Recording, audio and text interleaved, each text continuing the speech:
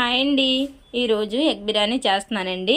ముందుగా స్టవ్ వెలిగించి బాండీ పెట్టుకోవాలండి. దాంట్లో ఆయిల్ పోసుకుని 1/2 టీ స్పూన్ పసుపు, ఉడికించుకున్న గుడ్లు 5, కొద్దిగా కారం వేసుకుని అవి ఎర్రగా వేయించుకోవాలి. అవి వేగిన తర్వాత పక్కకు తీసి పక్కన పెట్టుకోవాలి. తర్వాత బిర్యానీ మసాలాలో కొద్దిగా ఆనియన్స్, 2 టమాటాలు కట్ చేసినవి, 3 పచ్చిమిర్చి, 1 స్పూన్ అల్లం వెల్లుల్లి పేస్టు, 1 స్పూను ధనియాల పొడి, 1/2 టీ స్పూన్ జీలకర్ర పొడి, తగినంత ఉప్పు వేసుకొని బాగా కలుపుకోవాలి. కొద్దిగా వాటర్ వేసుకుని అవి బాగా వేగనివ్వాలి. అవి వేగిన తర్వాత 1 కప్పు పెరుగు వేసుకుని కొద్దిగా పుదీనా ఇవన్నీ వేసుకుని వేగనివ్వాలి. 3.5 కప్పులు వాటర్ పోసుకుని ముందుగా కడుక్కున్న బాస్మతి బియ్యం అవి మరిగిన తర్వాత బాస్మతి బియ్యం వేసుకుని వేయించుకున్న ఎగ్స్ వేసుకుని మూత పెట్టుకోవాలి.